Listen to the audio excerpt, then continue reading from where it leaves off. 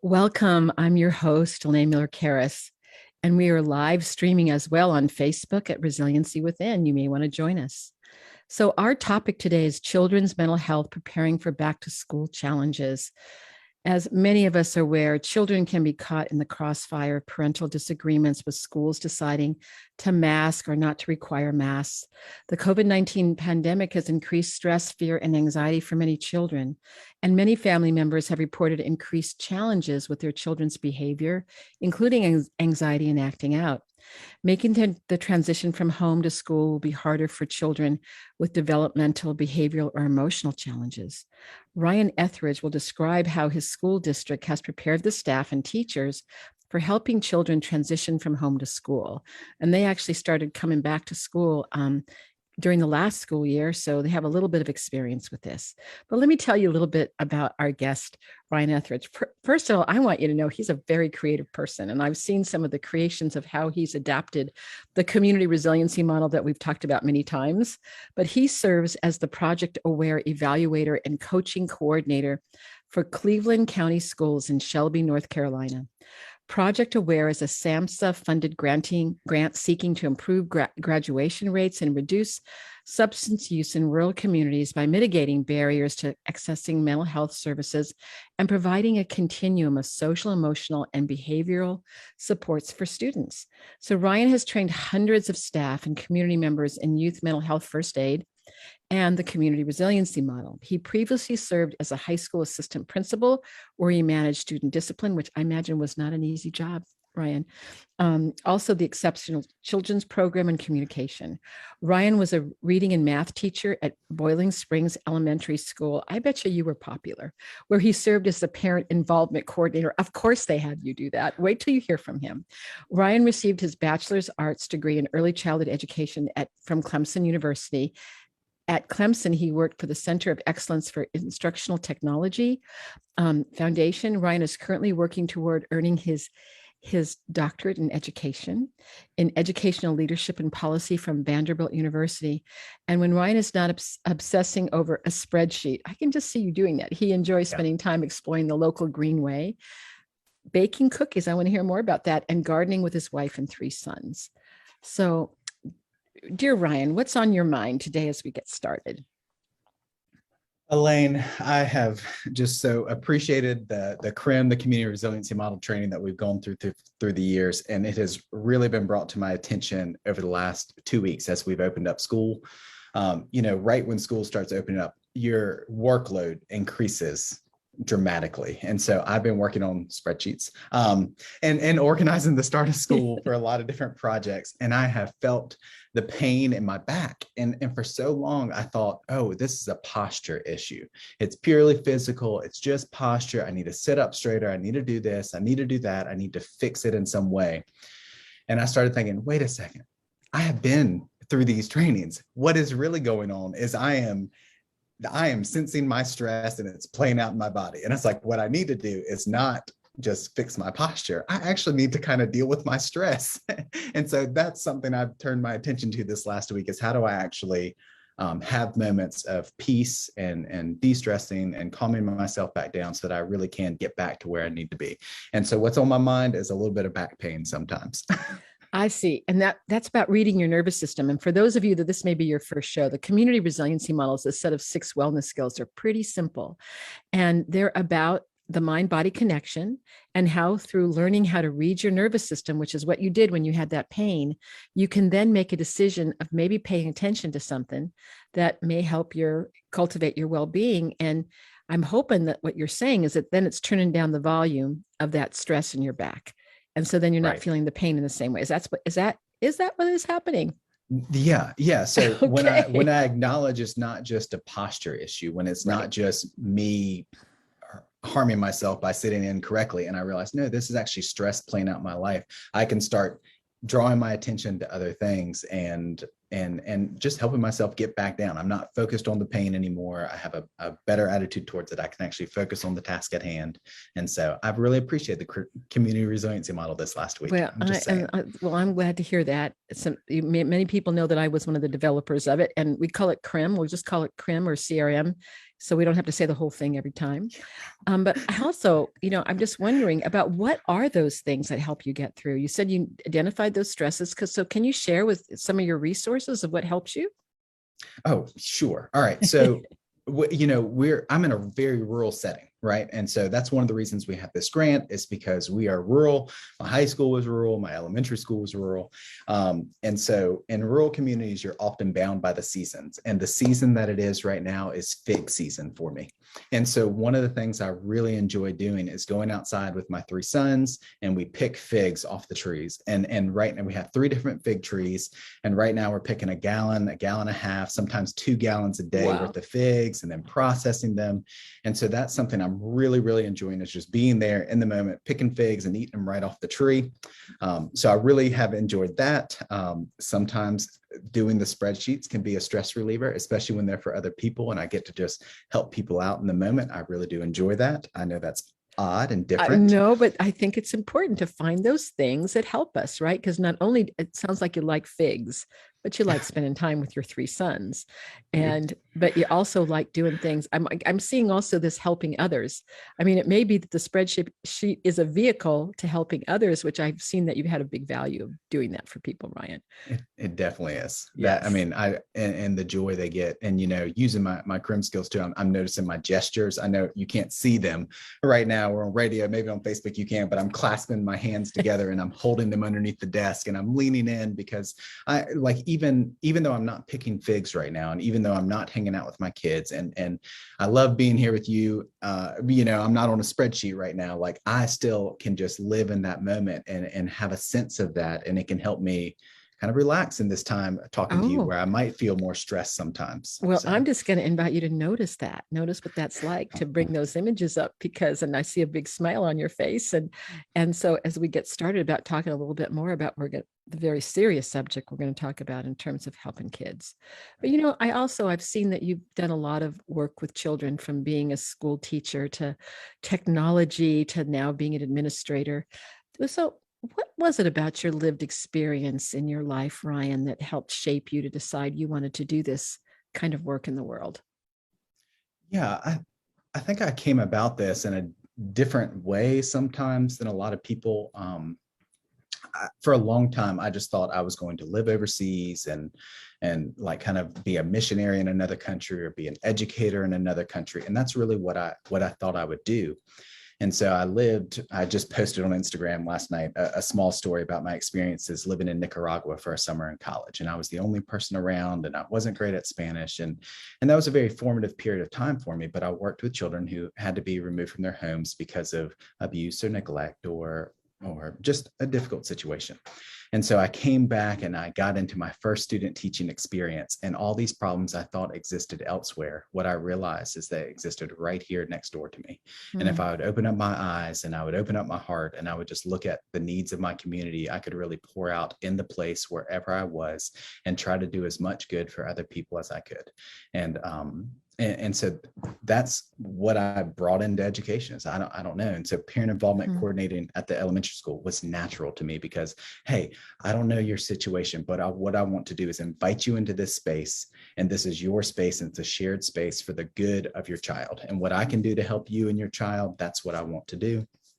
And then I brought that into as a high school administrator. And it was a little bit of a shock moving from little people. To big people. Yes. But I really enjoyed that time period because what I realized is people are people, and someone in the moment of a stressful period of time, we just have these biological, this is how we respond to stress. And so if you can cultivate, I always appreciate talking to you because you have this calm, soothing voice, right? Thank you. And it reminds me of my pre-K teachers when I was in college, this is how they would talk, steady tone. And I realized I could bring that into the high school space as well. And we could start shaping policies, not around by what was most efficient at accomplishing our task, but maybe by what was best for the child. And a lot of the times those things converge. Well, what's best for the child is being safe in school. And so if I can have a policy for the kid that both promotes safety, cuts back on our disciplinary issues, supports the overall well-being of the child, and builds the support of a community, like that is a wonderful thing. And I wasn't perfect at it. I'm not trying to I struggled a lot Well, with that, a lot of and learning. I think you're the perfect person to manage this grant, which has to do with the mental health. And we were talking a little bit about, but I wasn't trained as a mental health provider, but I think what you did in Nicaragua probably were boots on the ground that you got trained as a mental health provider. And I like to think about mind body health. So would you tell us a little bit about the SAMHSA grant and what are the needs that it's attempting to address? Sure. So SAMHSA is the Substance Abuse and Mental Health Services Administration. It's a large federal grant. It's already been through one issuing to 26 states or Indian reservations, and we're part of the second issuing, and now there's a third one. And so what they've done is identified rural communities, and what they want to do is, hey, how do we kind of help students access a continuum of mental health services? Because what we know is that students are supported and throughout their educational career. If they're provide support, what we're going to see down the road is better attendance in school, better graduation rates, reduced substance use later on.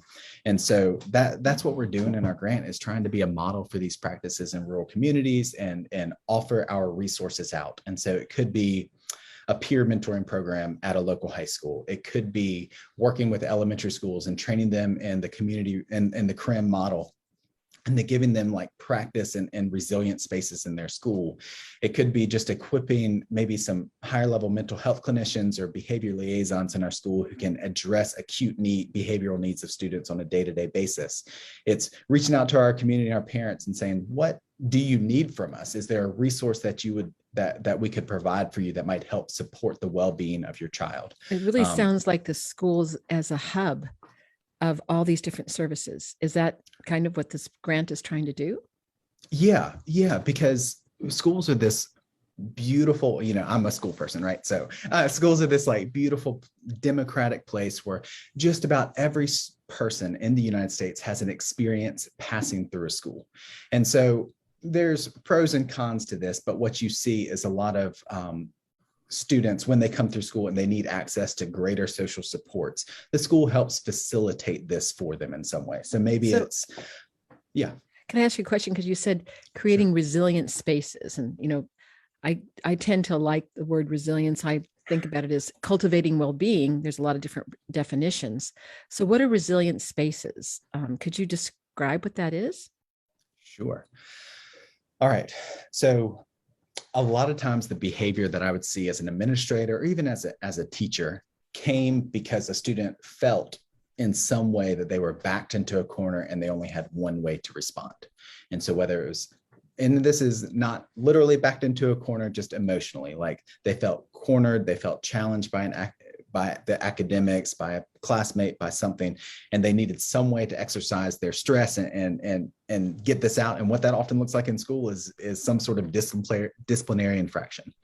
And so what we've worked with a lot of our schools is saying, how can we identify that we might be getting close to bubbling over in something that might become a behavior that needs some sort of intervention, and provide a physical area or a mental space for that student to de-escalate and come back down. And so I think about it pretty broadly in school. So on students' desks in a lot of our schools, there's a small corner that reminds them of the CRIM Help Now skills, right? And so easily accessible right there on their desk, they can remember a skill and take a moment to reflect on that.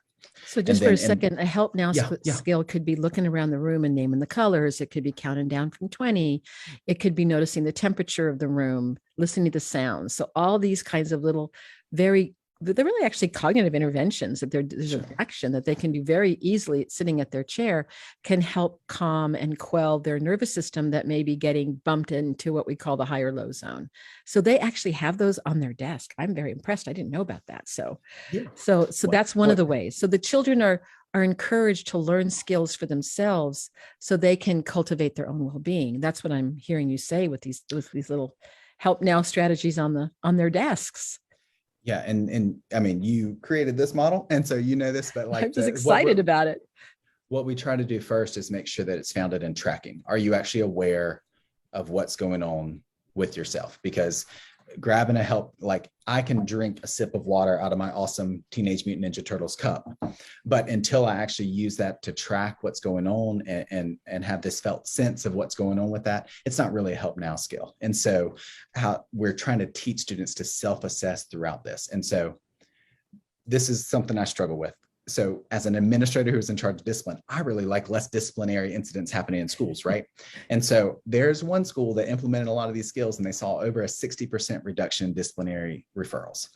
I worry to say that because I don't want to paint this as, hey, primarily this is a disciplinary intervention. No, and that's really important that we say that, because we want to give skills to children, just like we teach them how to read and write. We teach them how to read their nervous system so they can learn how to know when they're stressed. Like, now when you have that pain in your back, it's not just because your posture is bad, but it could be, but it doesn't look bad to me right now. But I think it really is important I want to just, like, if I had a highlighter, I would highlight that in yellow, because we don't want it to be about, oh, this is just about helping the teachers not send kids to the office. That's not what we're talking about. Mm-mm.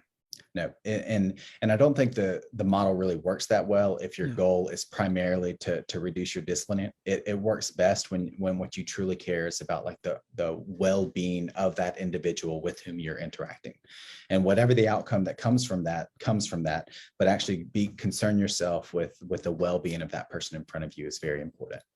And so there's actually a 60% reduction, you said, so that means the children were actually learning how to read their nervous systems and being able to manage their own sensations, feelings, emotions in a different way.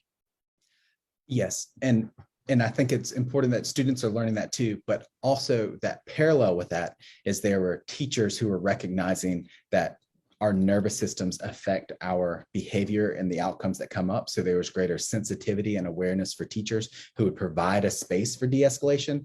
And then there were also systems that were put in place that said, it is okay for a student to escape for a moment, to come back down if then they can re-engage in class. And so I worry sometimes that so often we just say discipline is that child misbehaving, whereas actually there's like, discipline always exists in some sort of context. It's an interaction with some sort of authority figure, and then it happens in a physical location. And so all these things are happening in parallel together. And so it's all those things together, not just that students are more aware and so they can stop misbehaving. It is about addressing both the individual, the relationship, and the community and the context that it's in. Yeah, because it has to be every part of that, because if it can't be one without the other. And I think that's the important part about resilient spaces. It's about how we look at and cultivate our own well-being. We often say, put your oxygen mask on first for teachers, parents, other caregivers of children, because then they're reacting from their best self when they're with that child.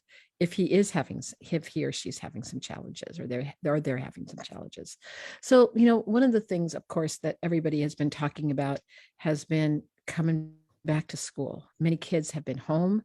Many kids have been on Zoom, where they're, I'm sure, anxious to start interacting with their friends.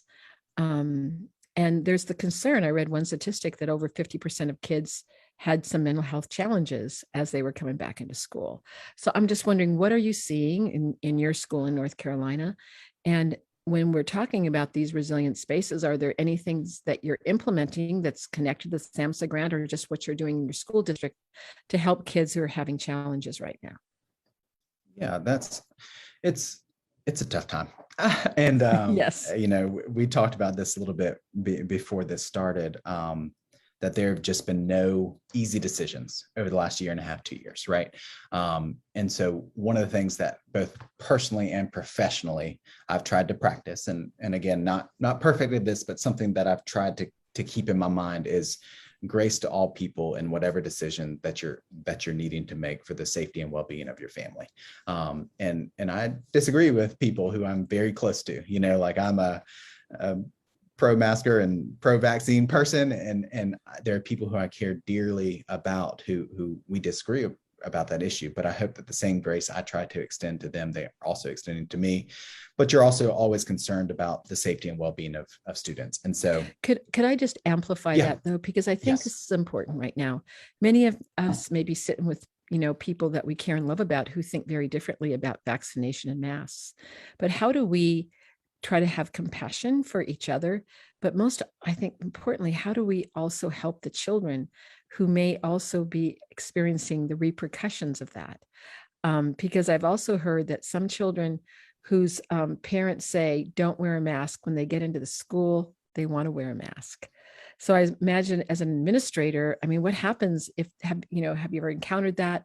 And I think that I know when I was a kid, I kind of wanted to fit in.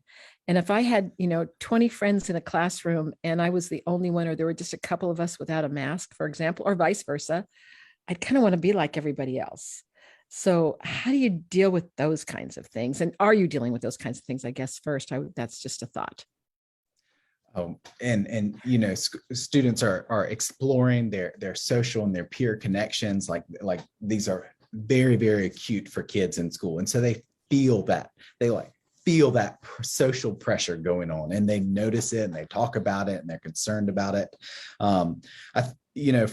For us, we've just kind of adopted a policy of a little bit allow them to make a decision, but also make sure that things are safe. And so, if a kid is exempt from wearing a mask for some reason,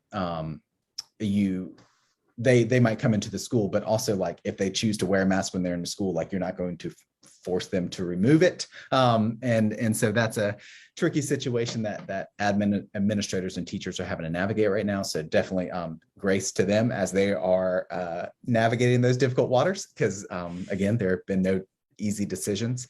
And so one of the things that our wonderful support staff, our school counselors, our social workers are doing is they're very aware of these social concerns. And so they are people of support for students in school. And we're trying to be very, very explicit that we have resources of people who care about the well-being, both physically and mentally, of your child in the school, and make sure that parents and students know who they are and that they can easily access them. A supportive adult is a huge protective factor for students in schools. So we want to be very clear with people, hey, this is who it is. This is how you contact them. This is the resources and supports that we. So you're trying to help the teachers as well, not take issue with, regardless of where people are on the spectrum of masking or not masking, or vaccinating and not vaccinating, is use the word grace, because we don't want to have children be the middle of that tug of war, do we? Wouldn't that create more anxiety and distress in children?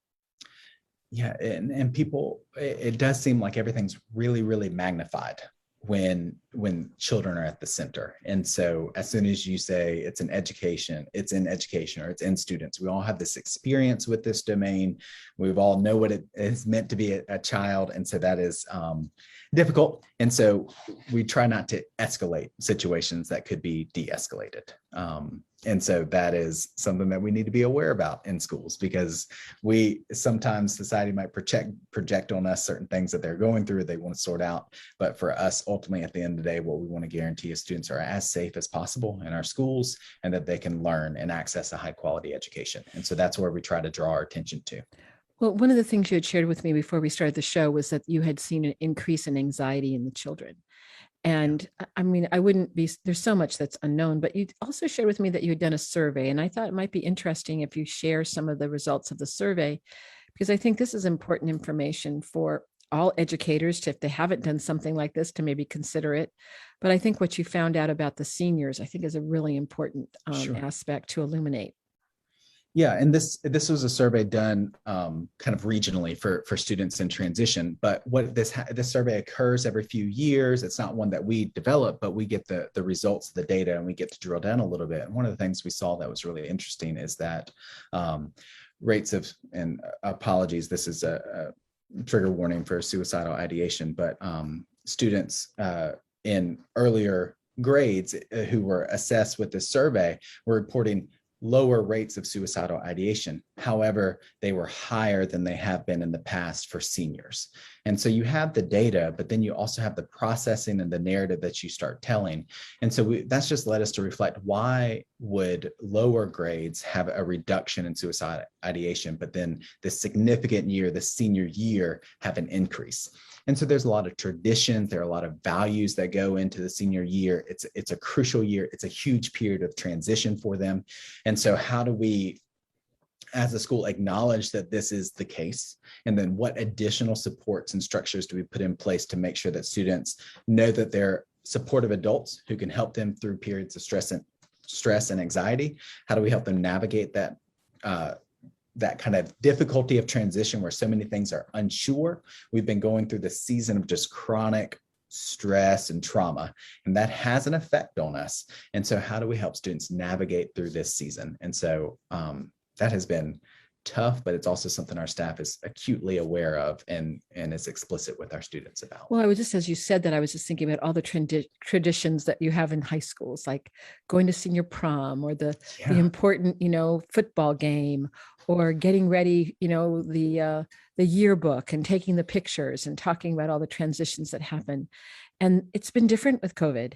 We haven't been able to do some of those things. And so I think the importance of those traditions are kind of hitting me right now as we're talking of how important they are. And if you didn't get to do them, that whole idea of transition and then going to the next phase of your life could be more challenging. And I think you said something important too, the unknown.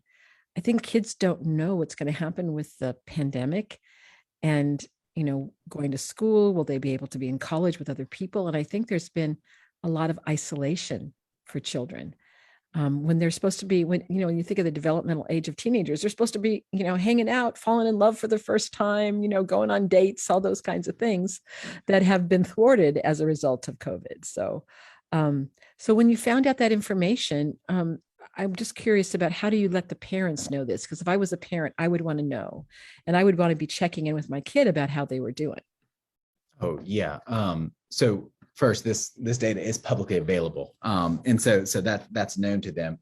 Also, we have just developed protocols for what do you do when you identify a student who might be at risk of suicidal ideation. And this was legislated in the state of North Carolina that you had to have these policies in place. And so our team was part of the team that rolled this out in our district. What is our policy? What do we do? And critical to that is parent communication, making sure that parents are aware so we can put supports in place for students. I know we're getting really close to that break. We're very close to having our break, but Ryan, this is so important for us to be talking about right now, as we have a whole country full of kids coming back to school. I think this is all happening all over the world. So when we come back, Ryan Etheridge is going to continue to talk to us about very specific things that they're doing to help put these structures into the school system to support the children and the teachers and the parents. Because I think all three buckets are just so important right now.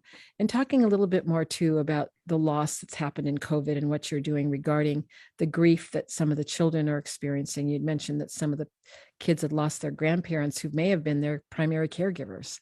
I don't think we think about children being orphans as a result of this, but some kids are. So we'll have more with Ryan Etheridge, with his wonderful ideas and his energy and how he helps support the people of North Carolina. That I have to say, he supports me in California because we share what he does in our network in the Trauma Resource Institute, because we think it's that important. So we will be back in just a couple of minutes where we will have more from Ryan Etheridge.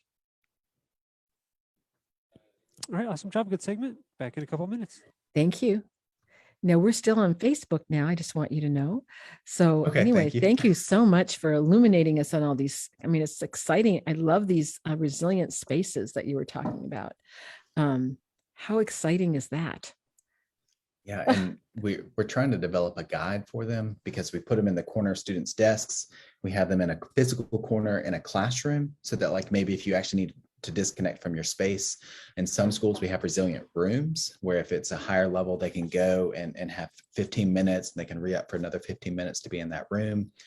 Schools of their own choice, they have made resilient hallways so that classes, as they're going through the hallway, they can go down through the hallway, and there might be shapes on the floor, and the teacher will say, step on all the shapes, or it's a okay, you have to say this when we're on air. Well, they have to hear this because we only heard about the little thing in the corner. So this expanded that you're all getting on Facebook is so important, because then you become a really integrated system of support of helping to cultivate the children's well-being. And it's integrated with everything, it sounds like. Right. Yeah. And when it's always brought to your attention as like the administrator or the teacher, and you're like, oh yeah, resiliency, like we all experience stress and traumatic events, and these things play out throughout a day. And teachers experience this a lot. Teaching is hard. So when it's always at the forefront of your mind, it increases, just going back to that, your graciousness towards other people in moments of acute stress. So we, as many environmental cues as you can create, the better. Well, that's exciting to think about that, because I think that is we're often not thinking about how we cue children for well-being, right? But you can actually have environmental things. I love the resilient hallways where they have these different kinds of tasks that you can do, which I imagine must be fun for the kids to do. It'd be fun probably for me to do. I'd like to step on the different shapes as I'm walking down a hallway, right? So, my, that's wonderful. And then I was also thinking about, with these suicide rates, do you talk to the kids? Do you have any programs for the children? When you're a senior, I mean, sharing with them, there's a high rate of those of you thinking about, you don't know if you want to go on living. Let's talk about what we have to support you. Because I know with teens, with anybody that's thinking about hurting themselves, it's a permanent solution to often a temporary problem. Right. And when you're a teenager, you may not know that there's going to be another possibility for you in 5 years, 10 years. Everything is so acute and intense and emotional in that moment. Yeah, I think for us. Okay, are we ready to go back? Okay.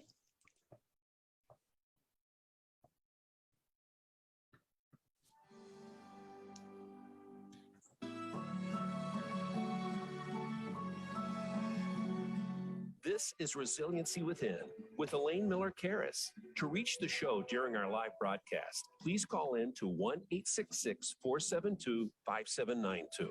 That's 1-866-472-5792. You may also send an email to elaine@resiliencywithin.com. Now, back to this week's show. Welcome back. I'm here with Ryan Etheridge, who is illuminating us with all the wonderful different structures and ideas that they've implemented in Cleveland County schools in North Carolina to help their students as they are really transitioning from being at home in school to being back in the classroom. I know that many of these things they were working on way before COVID ever happened, but I think COVID is also really pressed upon all of us that we have to really think about how we can support children with mental health challenges as they're coming back. So Ryan, one of the things I was hoping that you would continue to talk to us about is about these resiliency spaces. Now, you told us about the Help Now strategies on the desk, but I know there's much more. Can you bring us up to date about what else the schools are doing in Cleveland County schools? Absolutely. And so, as our teachers are learning more about the CRIM skills, they're wanting to incorporate these into their classrooms. And so one of the things that we've seen emerge is in the corners of classrooms, teachers are setting aside a resilient space. And there might be a fuzzy chair or like a fuzzy beanbag, and the students can self-select to go over to that area. And that self-selection is very important because we want them to be tracking and make the decision themselves. It's not supposed to be a punishment. It is supposed to be an opportunity for them to recognize and de-escalate. And they have help now strategies in there, or physical manipulatives, visual cues, sometimes auditory, could be a little like a little fountain that they have on the desk that just trickles water and the kids put their ear next to it. But we're building these physical spaces into our buildings. And so another one is going down the hallway. Is schools have started building resilient hallways. Even on playgrounds, they have areas where they've painted on the concrete different resilient strategies. They put the resilient zone in certain areas. They have shapes that they encourage students to participate in physically and as they go down the hallways. So it might be, hey, go down this curvy line going down the hallway. And they just encourage their students to take a moment and just focus on being physically present as they walk down the line in that curly line going back and forth. Schools are selective to put that on hallways where there aren't a lot of classroom doors, because sometimes this can get a little bit loud and we don't want a little rowdy. The middle of you, we don't want in the middle of you practicing resilience to get, hey, we're taking a test in here. Yeah, they say, those kids are being resilient out there again. They're cultivating their well-being. I And those love that. kids sure are resilient. Yeah. And then we've also talked about how there are certain environments where some more difficult conversations happen. And so that could be in your school counselor's office or in your social worker's office or in one of the administrator's office. So what can you do to allow the space for resilient moments, even in those places where crucial and difficult conversations necessarily must occur sometimes? And so we're seeing people put resilient baskets in these places and have prompts for how they can be used for people in those spaces. So it sounds from what you're saying that you're using some common languaging, but also all these things that are being created. It's not only coming from you, it's coming from the people that are in your school districts thinking about how they can really be cultivating the children's well-being. That's what I'm hearing you say. Yeah. I Wow. get a lot of praise for all these wonderful things that I do, but in fact, all I do is keep my eyes open. I communicate the model to people, and then they come back and say, "We did it in this way, in this setting." I'm like, that is really cool. I'm going to share this and amplify what you're doing. And so when you go around to our elementary schools and some of our middle schools, like teachers have really embraced this as the common language they use in moments of stress to help students come back down and return back to their resilient zone and stay in their classrooms for learning. So this is really interesting because I know that, having, brought this forward to a lot of different places, sometimes teachers are going, oh no, another resiliency training that is not going to help me.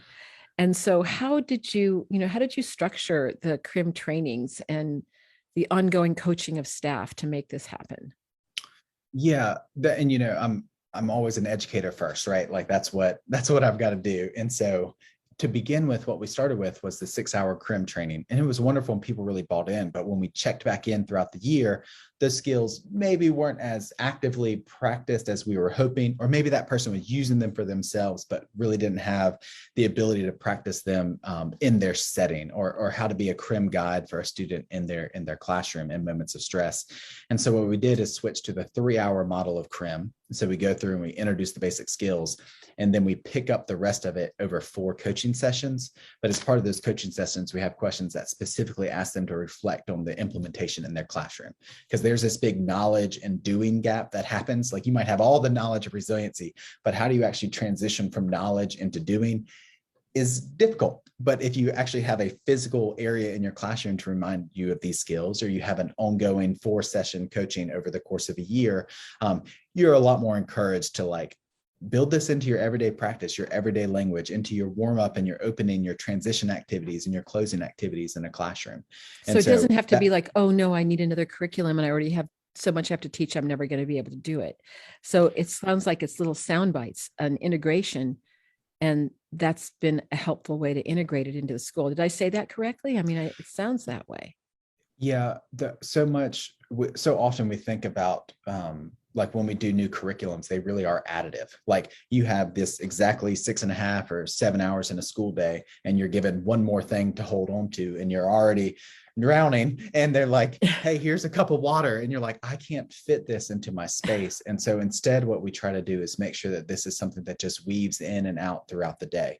I think that's a little bit more challenging. It has a lot more variability between classrooms, but also by continuing to go back to the coaching sessions and reminding people about the foundational skills of tracking and resourcing and help now and bringing them back towards this throughout over the course of a year, and then a kickoff event for the following year. It's been helpful to kind of instill in people the actual value. These are values I hold, not just this thing I have to give to other people. So it's also about the teachers, so, again, the oxygen mask on. So when the teachers seem to see how it helps them, does that increase the likelihood they're going to share it with the kids? Right. And that's how that's how everyone I've talked to and had a good conversation about this. They've always started by practicing this first, and then trying to identify ways how they can help lead other people through this thinking as well. So a lot of teachers come in with, I'm going to use this for myself. By the time they leave, they think, I'm going to try to use this for myself. I really enjoyed this. And usually they have 1 or 2 of those kids in their class. They're like, I think I'm going to try this on this kid because this thing happens.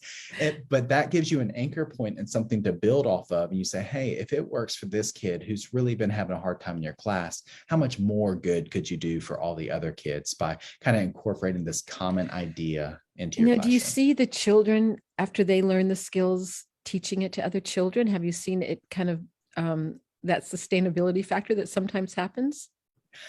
So I have personally not, but I've heard examples of people talking about how their kids will say, hey, are you feeling, you kind of bumped up? Do you want to go, hang out in the classroom? I've seen people post videos on Twitter of their kids. This is not kids in my school district, of kids leading each other through these elements of resiliency. And those are very encouraging because we're biological beings. Like, we respond to our stress, and we can recognize it in ourselves. And it's a defensive mechanism to recognize when other people are in stress. And so you kind of identify, you feed off other people. Like, we're a community together. And that's why this really does work.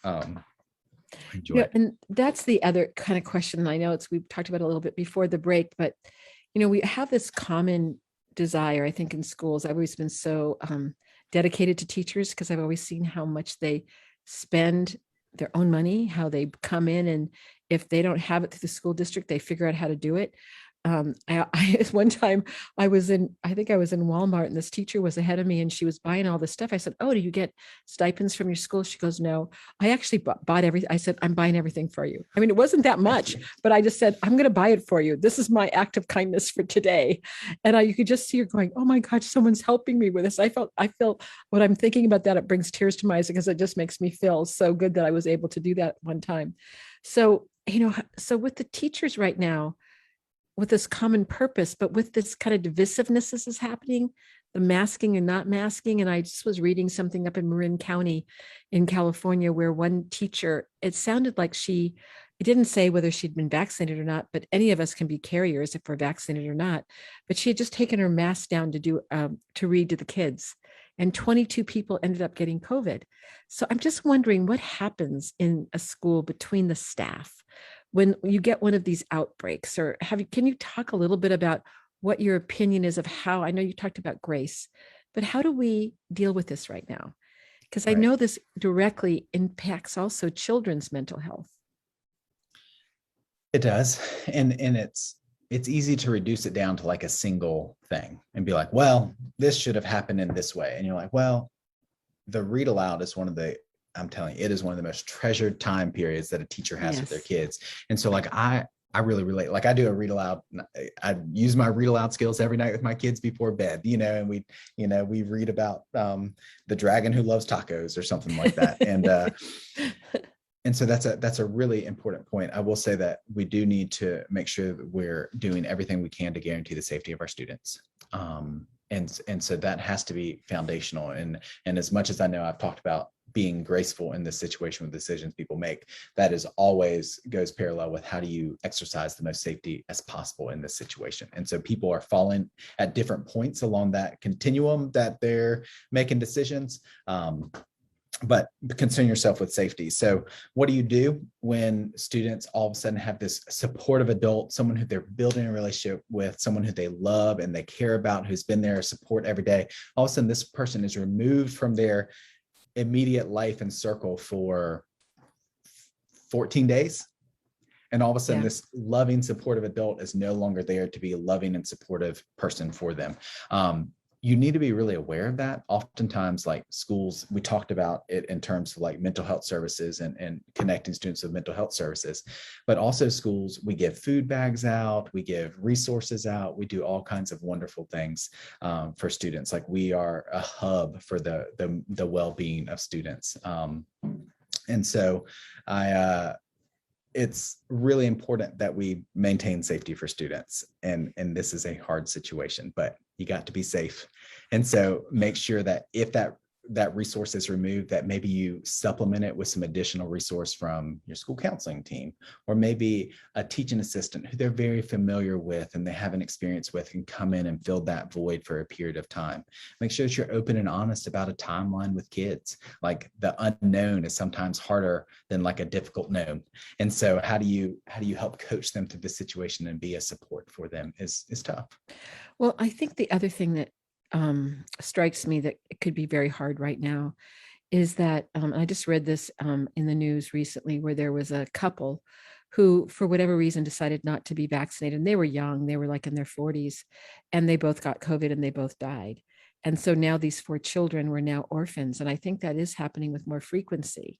And we mentioned this before the break about, let's say, their grandparents were the primary caregivers. I was talking to someone from a children's hospital, a well-known children's hospital, and they said one of the things they're seeing is also sometimes a grandparent may have died during 2020. The child kind of got lost in the system, and they're having exacerbated health problems, not because of COVID, but because of other reasons. So their hospital is full of kids, not only with more kids coming with COVID, but with other conditions that were left untreated. So I'm just wondering, you as the school, what happens with that when let's say primary care, this could happen it doesn't have to be from COVID, it could be from anything where the child loses their primary caregiver. What kinds of supports do you have for children in that case right now? Yeah. So it is far more acute right now with COVID, where this is something that's coming a lot more often, but just schools function like we see children through all the highs and lows of life that they go through. And so when I was a high school administrator, it came up, and there was just a period of time where we had couple students who had lost an older sibling who they were close to, and another group of students who had lost a parent, and then another group of students who had lost a grandparent who was like either a primary caregiver or someone who like lived in the home and with whom was a significant resource for them. And so this is before COVID, but our social worker said, you know what, I used to work in hospice and I'm trained in grief counseling. I want to do a brief therapy session with these students on grief therapy. And I was like, this is interesting. And me from elementary school and high school administrator, I didn't even know that was like a thing. I mean, just to like totally disclose my ignorance in this, I didn't know that was a thing. And I said, you know what do you need? I guess you need a physical space, and you need me to make sure the kids get there. She goes, yep, and parent permission, of course. And so that's what we set up. And so these structures have already existed in schools. It's about recognizing them and making sure that students can be referred to them. And then during this time period, maybe providing a little bit more space for more of these to happen. And so what can you do as an administrator, as a teacher? First off, recognize when students are going through this. And so if you're talking about the loss of a loved one, that's you've got to have a relationship with the students in your school.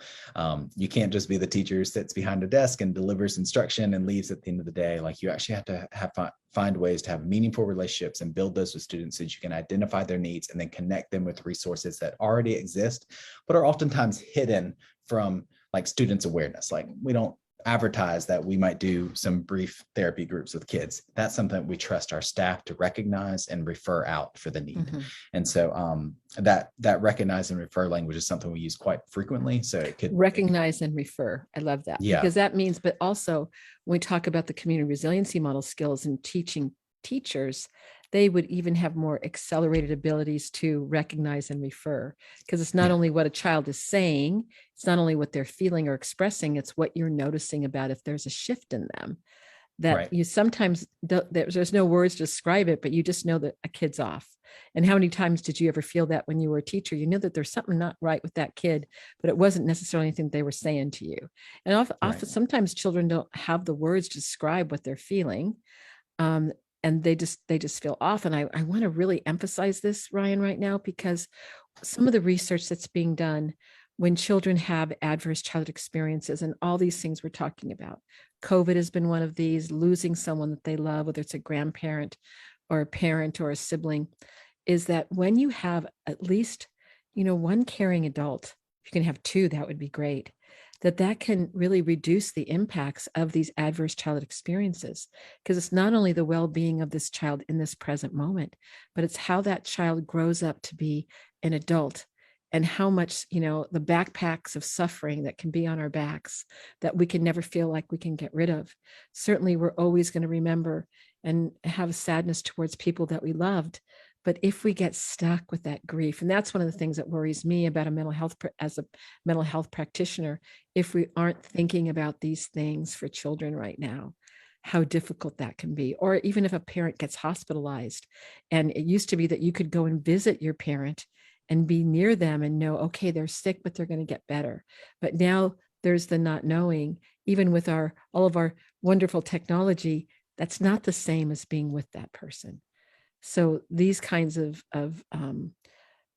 structures within school districts become very important. But it's not just having the structure, it's how you're going to implement it. How do you access it if these things happen?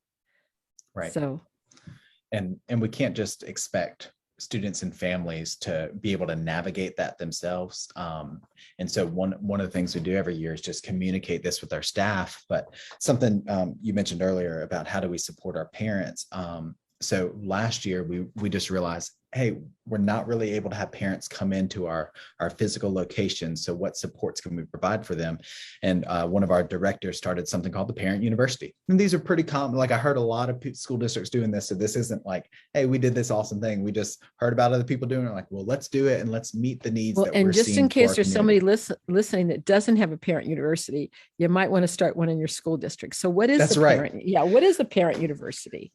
Well, before COVID, we would have a regular period. Sometimes it was a half day on Saturday, and we'd have a scholarship consultant come in and like talk with families through like how to apply for scholarships and complete FAFSAs on a Saturday. Sometimes it would be something else, but during COVID, we said we need to do these things virtually. And so during the day, one of the ones I just really enjoyed last year was one we did with one of our mental health clinicians. And we said, you know what, sometimes in rural communities or in your neighborhood, as much as you might know that school counselor is a great resource for connecting to resources in the community, maybe, and sorry, this is just kind of a joke, but maybe that school counselor was your husband's ex-girlfriend. And so you don't want to go access that resource. You would instead like to go somewhere else. And so what we did is develop this training for people through Parent University that says, here's a 2-page paper that connects you with all the local mental health resources in the area. And in common language for someone like me who's not from this field, what resources do they provide? And on the other side is, this is what session 1 looks like. This is what session 2 is in North Carolina. This is what a comprehensive clinical assessment means. This is what a psychiatrist does, a psychologist, a mental health clinician. This is what a social worker does, and go through some of those language that's difficult. We talk about what the first session is and the second session, help people talk about funding, like what does that look like in North Carolina? And so we put that out there so that parents could, if they didn't want to go through the recognize and refer protocol of a school, instead they could go through, they had a single place where they could go and get resources for their children somewhere else. Well, I guess I can imagine that also the confidentiality that many people would want to have, that this also provides information that's given in broad spectrums and people can take and leave whatever they want. So that would be important, especially when you say that, the counselor at the school was your husband's, ex-girlfriend. I don't think I would want to go see her then, right? You would want that to be. I've never had that unique experience, but that was the thing. It was in my head. Like sometimes we just don't want to access the resources that are right there. And instead we want a little bit more control over them. And so we wanted to provide that to parents as easily as possible. So this is one of my last questions. Oh my goodness, I have to have you back on again. We have 4 minutes left. Oh my goodness, Ryan, this has been such a wonderful conversation. But so how do you think parents can support their children right now during this time of incredible transition and change? We've talked a lot about what the school is doing, but there's a parent sitting out there going, I don't know what to do sometimes. What would you suggest? I worry sometimes I get on here, I talk about all the great things that we've done and that we're doing, and it paints this picture that everything's like perfect and rainbows and Skittles falling from the sky, but that's not the case. Even within my own family, one of my children, as school approached, even though he was very, very excited about attending school, his anxiety was peaking at bedtime. And so we first off, as parents, we needed to be really aware of that. And so some of that is providing a space just to have some calm together time to actually talk about things.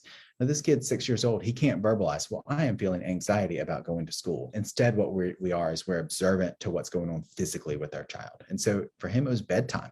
Bedtime was really difficult, anticipating what comes next. And so being observant of your children, being considerate of them, and then accessing resources that are available to you are great. For us in our house, we use grounding skills at night before bedtime. They know help now skills that we use during periods of difficult times. And so these are resources we have that are readily available, and we talk about them outside of moments of stress so we can access them in moments of stress more easily. Well, it sounds like that paying attention is so important, not only for teachers, but parents as well. And so, Ryan, we only have, I'd say if there's one parting thought you want to say right now, if there's anything that you leave with, you want the parents that are listening, if they're worried about their kid, what do you suggest? Your kid's school cares a whole lot about them. And if you have a worry about them, your school might not be seeing that same worry. So talk to them.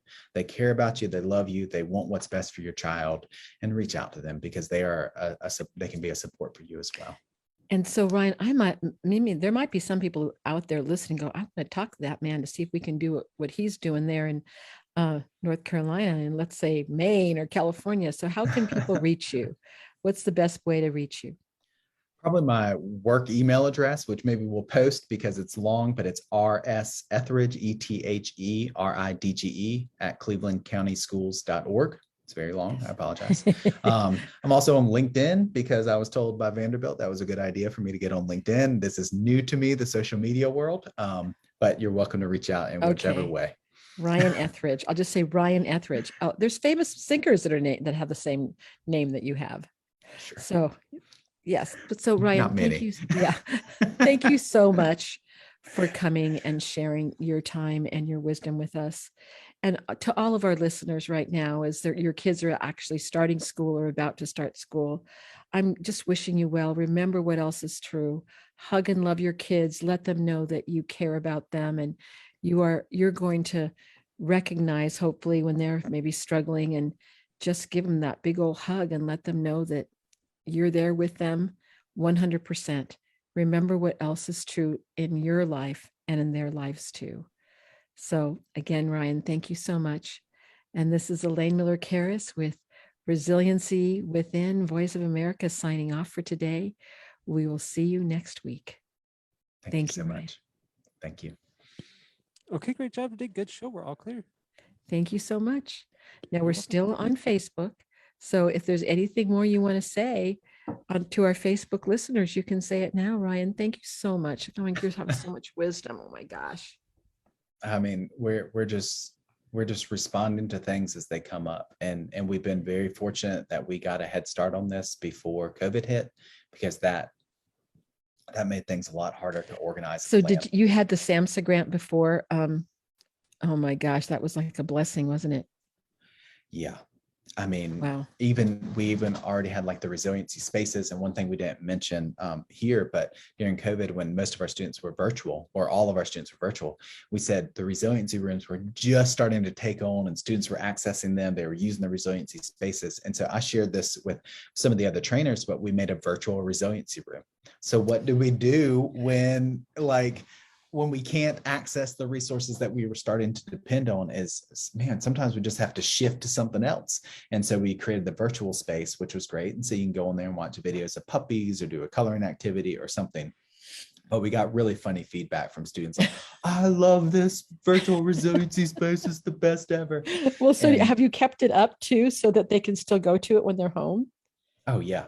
Oh, that's great. Oh my gosh. I'm so sorry. We forgot to mention that. Well, I wrote it down. I didn't do it. People are listening to it on Facebook Live, and we can post it about their the virtual resiliency room, because there's some schools that are going to, are having to go back to virtual because they've got too many kids with COVID, and they've quarantined the whole school.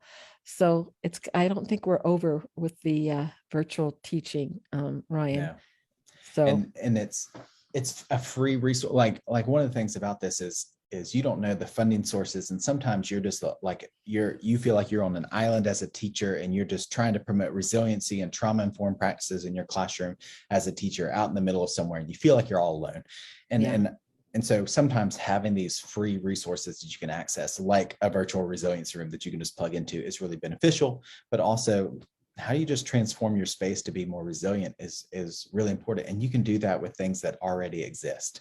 One of the things we talked about, taking a walk as one of the help now skills. Right. And so almost every training I do with teachers are like, yeah, that's like taking the yellow folder to the office. And I was like, what are you talking about? They're like, when you got that kid and they're kind of getting elevated, and all they need is to take a little walk to come back down. They can return back to class. That is a total help now strategy. I love that. You give them the yellow folder and have them take it to the office. And by the time they get up there and they talk to Susan Q at the front desk, and then they get back there, like, they're back down and they're ready to keep going. I was like, oh, that's why I never got to take the yellow folder to the office. Because you were probably just that well-behaved kid, right? I had two teachers. I had two teachers as parents. Oh So my goodness. yeah. They must be very proud of you, Ryan, in terms of the work you're doing in the world right now. Well, again, I want to thank you for bringing your wisdom out to us. And I'd love, so did SAMHSA now, you said part of this is because SAMHSA might replicate what you're doing in at your school into other rural schools. So how do you communicate to them the successes that you're having? So with SAMHSA directly, we report through data evaluators who present data to SAMHSA.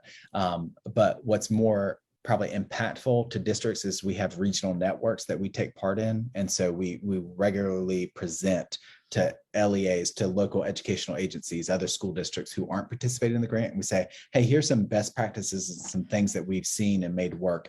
And part of our... And these things that you do, are they only in North Carolina, or are they for the whole country? Well, they scale up. So we have some that are regional for 6 or 8 counties in North Carolina, and then we have some that are statewide when those regions send representatives, and then you have some that are national. And so a lot of those are facilitated through SAMHSA that we get to participate in. But if you've ever read much about like networked improvement communities, it's very much founded on that idea that you bring the variability and practice that you're doing on your local site, and you share from your experience with other people, and they can take from and make changes at their local site based on what they're seeing. But what works for us here isn't necessarily going to work for you out there in lovely California. You were talking about the very essence of my ideas about the community resiliency model. I knew that it could work very well in different localities, but that it might have to be changed a little bit in order for it to work in others. So right. That makes it more friendly, and it makes it more accessible when people can apply it to whatever setting they're in. So, well, I just think that what you're doing is great. And I know I'll continue to have conversations with you, how this continues to progress. And I have to, I hope that one day I can travel again, because I want to come and visit your school district and see these classrooms and hallways and all that kind of good stuff. So I think I need to go to where I need to go to New Hanover County, and I need to come to see you as well. So you just take a tour of North Carolina. Yeah, I know. Well, and then we have Wake County too, because Wake County does a ton of work with CRIM as well. So in any event, thanks again. I hope you have a wonderful rest of your day. I know it's later there and on East Coast time, and I know that I will talk to you again soon. So thank you so much, Ryan. Thank you. Oh, thank you, Elaine. It's so good to see you. Okay. God bless you. God bless you always. Bye-bye.